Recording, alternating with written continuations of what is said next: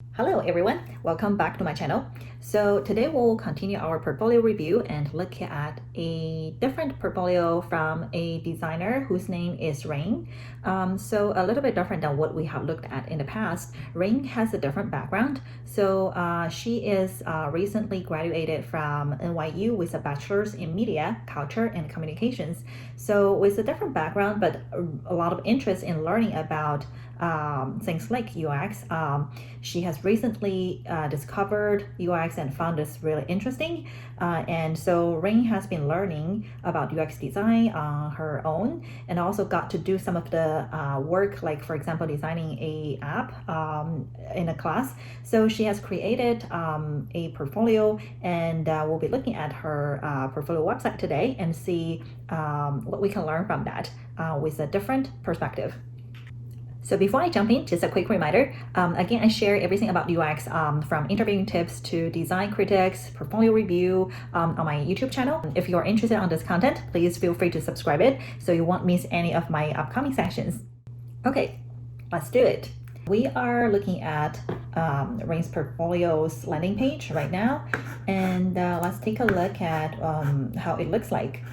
So first of all, just a quick scroll through on the first landing page. It feels like very simple and it's very unique, has its own character. It's pretty much black and white, no other color involved, not even any image or visual, not much visual elements involved. It's purely basically black and white and a couple of text. So first of all, let's start with the header. The header on the left top says Rain Lama's portfolio. Basically what it is.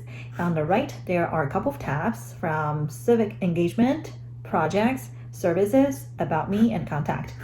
And it looks like the main attention is here, basically this intro line about Rain, who's a recent NYU grad looking for opportunities in digital media. One of the first critique I have here is, Rain is coming from a different background. And the subject line here, the headline is focusing, okay, I am looking for opportunities in digital media. So obviously, if I am a UX hiring manager and I say this, it will be, attention, what is Rain's background and what is Rain specialized? Like, is Rain actually have her experience, enough experience to looking for a UX job, or she's working on something else and looking for UX as a side opportunity? I totally understand where Rain stands right now at the moment. It's probably like digital media is still her focus. So, but my recommendation here is if you are determined to looking for UX job opportunities, make the headline focus on UX designer and call yourself as a product designer, UX designer, even you are coming from like different background. This is one of the most common mistakes that I've seen from especially folks who are looking to break into the field of UX from a different background, including myself. Like when I shared in the past videos that I came from architecture background, I was doing lighting design. And when I did my first portfolio looking for my first job as a UX designer, one of the things I had a hard time is, I had different headlines calling myself like designer who has background in architecture and visual, blah blah blah. But the most that really create a lot of confusions actually, or distractions. And I learned this through the past years of experience from the hiring side. As a hiring manager evaluating UX candidates' portfolio, you have to be super crystal clear and call yourself as a UX designer at the starting point. Otherwise, it's just gonna cause too much confusion. So yeah, long story short, it's okay to have, I guess, one portfolio where you might be open or exploring different type of opportunities. But if your goal is to land a job as a UX designer, I would definitely recommend make the headline focus on this one goal and call yourself a UX designer or product designer. Now, as we move forward, I have worked on a multitude of projects in the digital media space. View my projects. And then the last section is I'd love to work with you. There's a contact me button. So I guess that opens up to some links that can basically where you can get contact with Rain. At the bottom, there are a couple of tags.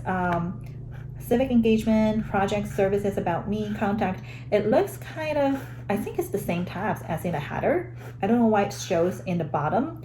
Sometimes websites do have those kind of I guess, another place that remind you those are the links where you can dig within the website. But I think over here the structure seems a little bit confusing.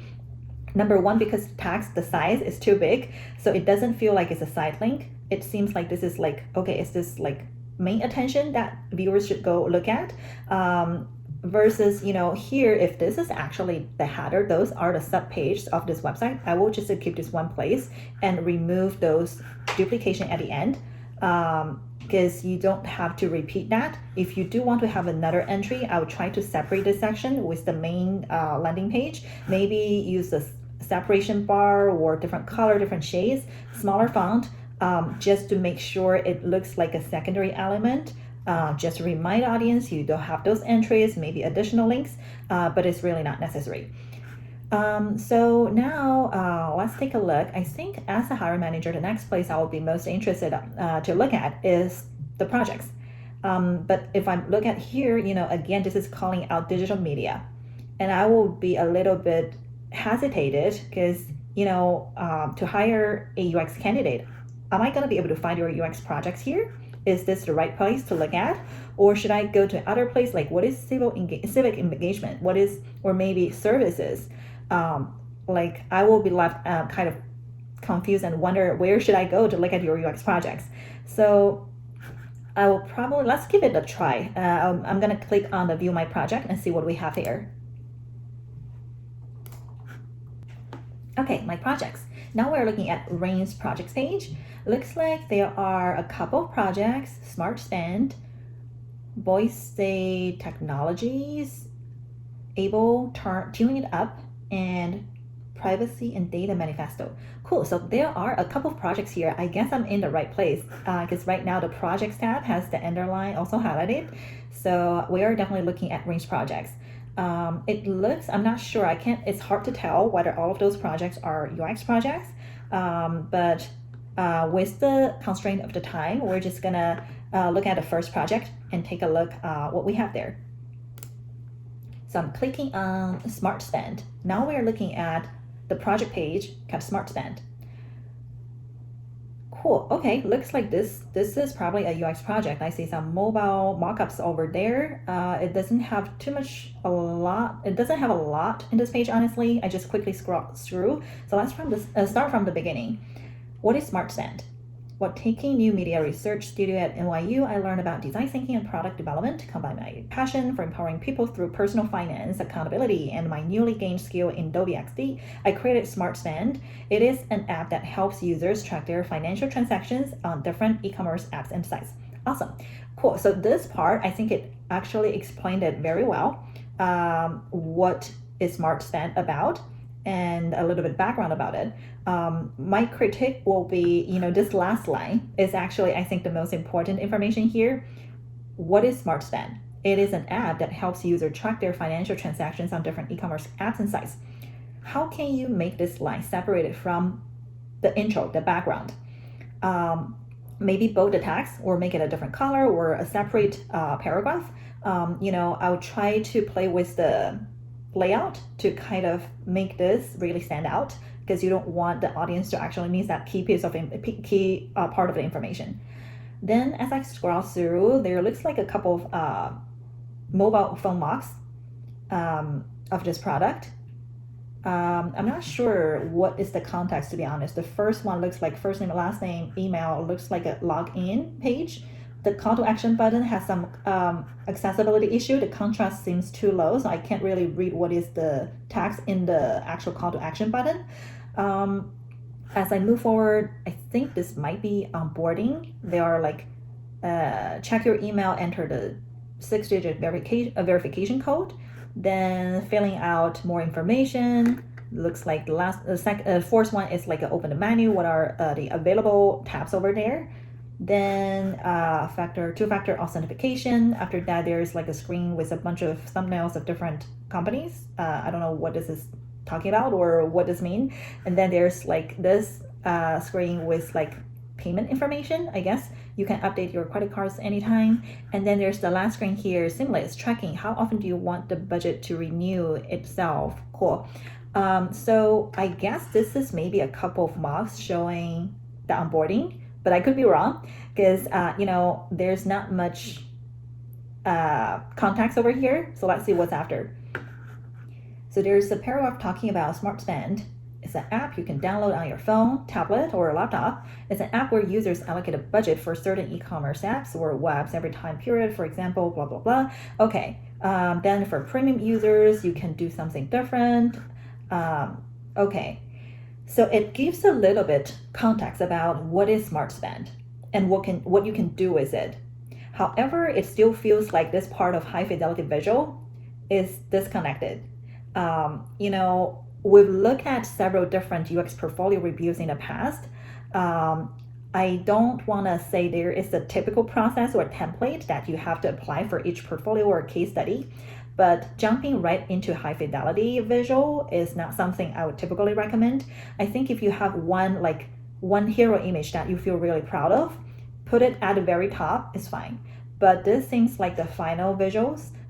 So without much background or what is your role, what is the project, what is the product you're designing, who you work with, how long it took you, and where you are right now, and how you approach the problem, it just feels like we're jumping right into the solution too quick.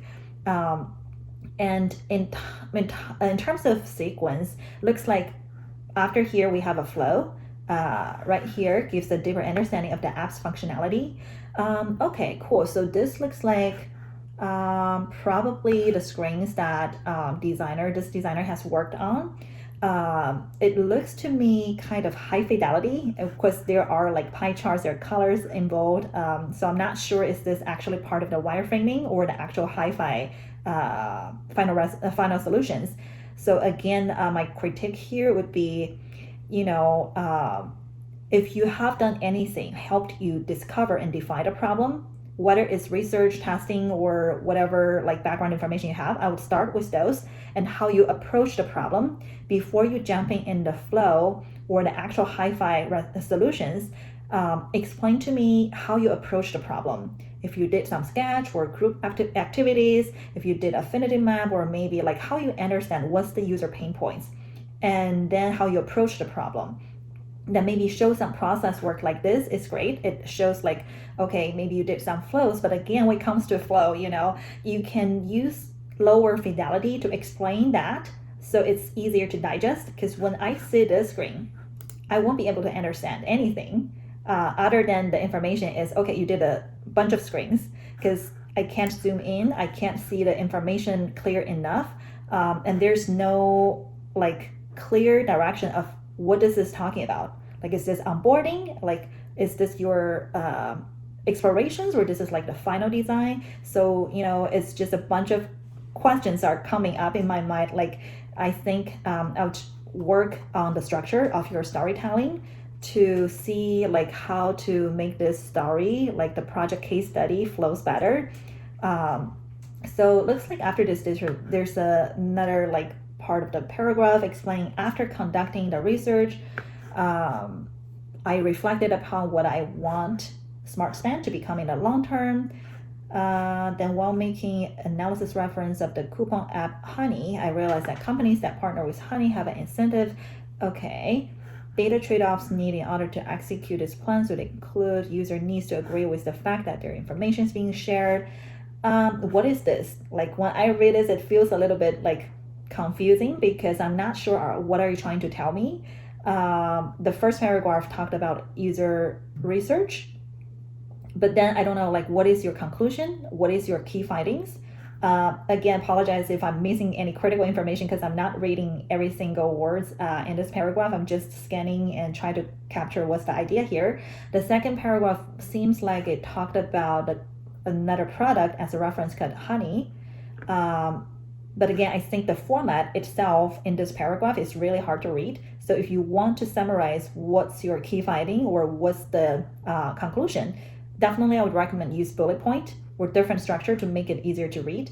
Otherwise, chances are people are just maybe skip or jumping through those sections. At the end, looks like there is a check out the demo. So let's see what it happens. Looks like it's opening to a different window. Maybe, this might be a prototype. Smart stand, get started. Are those clickable? Okay. As I click, it's jumping to different screens. Okay, so looks to me a clickable prototype. Get started. Cool. I see. Shop. Oh, I'm stuck. How do I get out of here? Privacy and policy. I'm not sure. The shop is not clickable.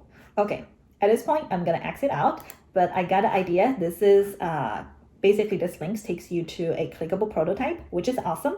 However, in terms of the prototype itself, I think number one, I would recommend using a phone frame to make it look more real. With the background of white and the app itself has a white screen, it's really hard to tell what's the boundary. And then the second is definitely, I think, work through the prototype and make it more polished, because the position where you're sharing the demo, make it looks like this is the final solution.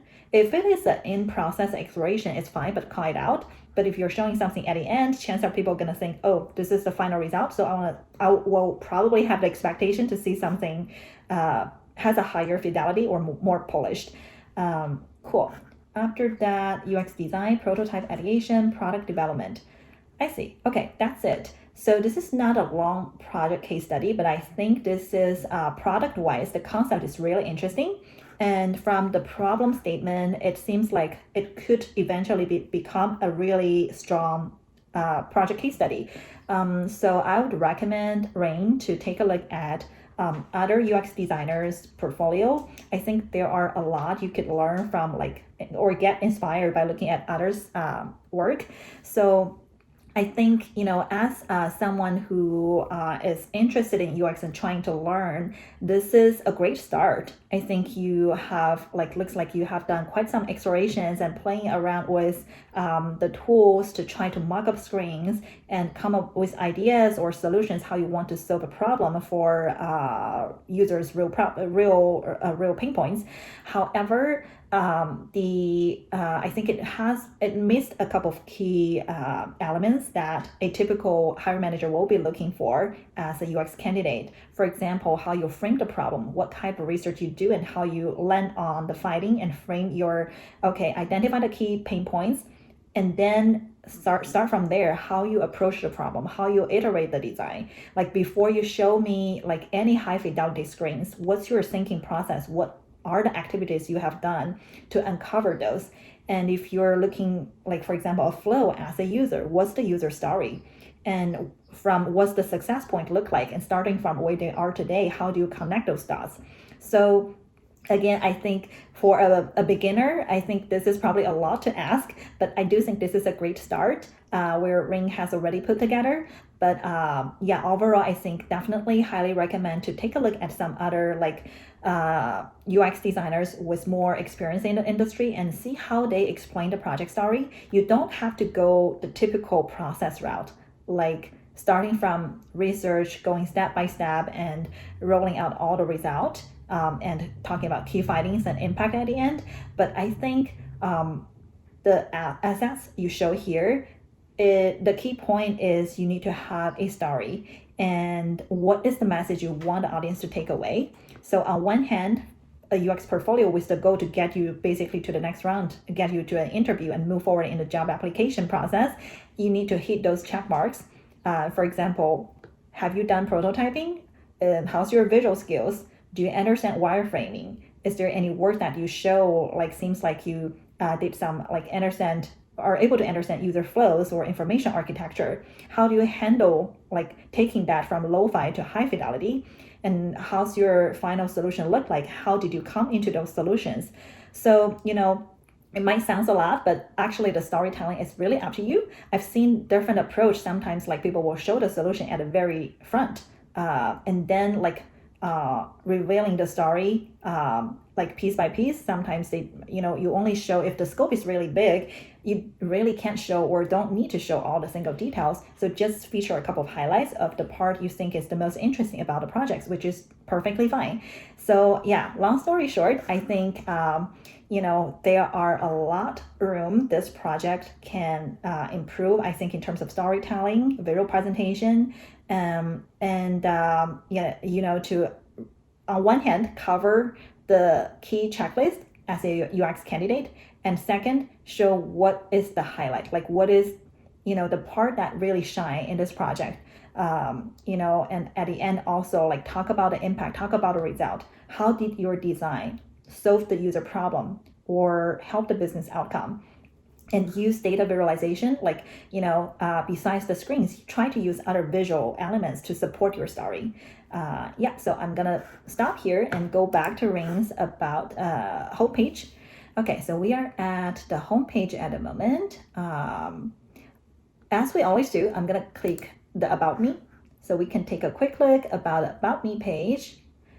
Nice picture. Ring is a recent NYU grad with a degree in media culture and communications. Ring's interested in opportunities in UX design and digital marketing. Cool.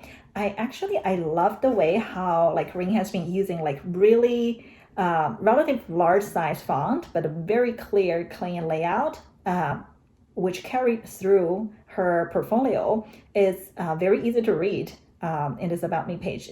Messages is short, brief, but clear to the point. Okay, looks like that's it. At the end, it has the same links like what we looked at on the homepage.